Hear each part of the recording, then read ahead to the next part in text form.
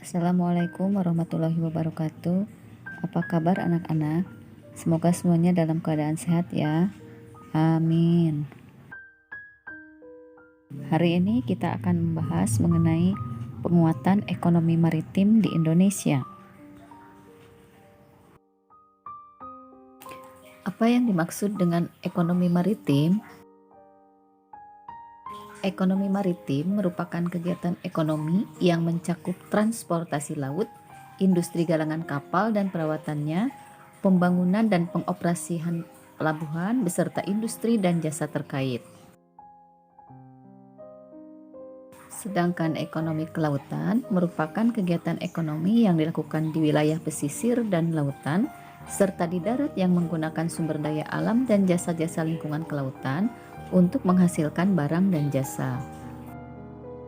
Berdasarkan pengertian tersebut, tentu kalian dapat membedakan antara ekonomi kelautan dan ekonomi maritim. Perhatikan gambar berikut. Di bawah adalah gambar nelayan mencari ikan di laut. Coba, termasuk ekonomi kelautan atau ekonomi maritim? Betul, termasuk ekonomi kelautan. Ini nelayan yang sedang menjemur ikan termasuk ekonomi apa? Kelautan atau maritim? Betul, termasuk pula pada ekonomi kelautan.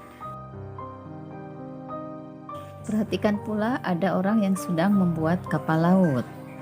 Termasuk ekonomi apa anak-anak? Ekonomi maritim atau ekonomi kelautan? Betul, termasuk ekonomi maritim. Selain ikan, kekayaan laut Indonesia yang lain adalah rumput laut. Sumber daya alam Indonesia sangat besar.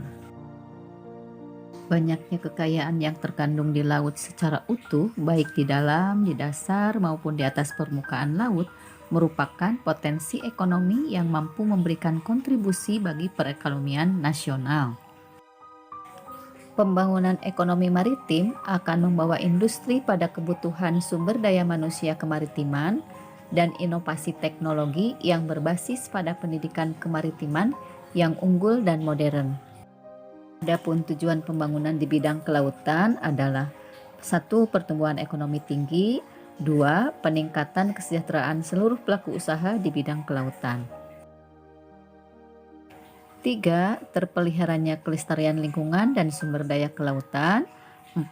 Menjadikan laut sebagai pemersatu dan tegaknya kedaulatan bangsa. Bagaimanakah kondisi ekonomi maritim di Indonesia? Yang pertama kita lihat dari sektor pelayaran yang masih belum begitu baik. Yang kedua, sektor perikanan. Potensi sektor perikanan Indonesia sangat besar, bahkan dapat menjadi negara industri perikanan terbesar di Asia. Yang ketiga, sektor pariwisata bahari. Indonesia sangat kaya akan potensi pariwisata bahari. Contohnya Taman Laut Bunaken, Raja Ampat di Papua Barat, Labuan Bajo, dan Wakatobi. Pengembangan wisata bahari dapat menyerap tenaga kerja, meningkatkan pendapatan masyarakat, dan mendatangkan wisatawan asing. Pengembangan wisata bahari mempunyai dampak positif untuk tumbuh bangkitnya jiwa dan budaya bahari yang dapat memberikan efek positif dalam mendorong terwujudnya negara maritim yang tangguh.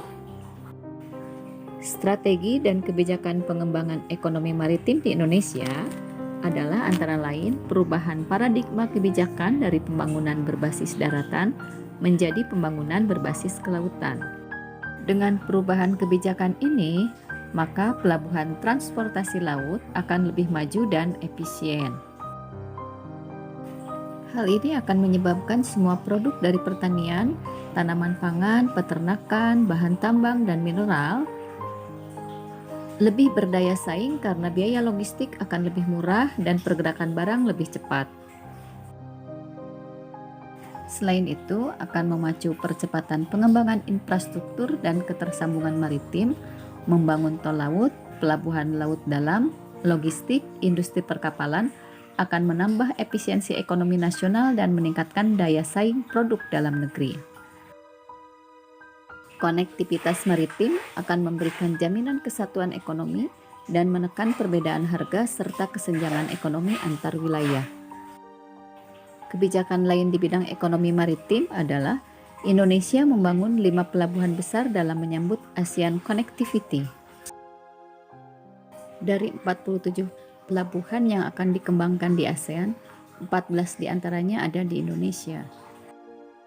Semoga strategi pengembangan ekonomi maritim ini akan berhasil dilaksanakan dan pada akhirnya dapat mendorong pertumbuhan ekonomi dan meningkatkan kesejahteraan rakyat Indonesia. Demikianlah materi tentang penguatan ekonomi maritim di Indonesia. Semoga bermanfaat. Wassalamualaikum warahmatullahi wabarakatuh.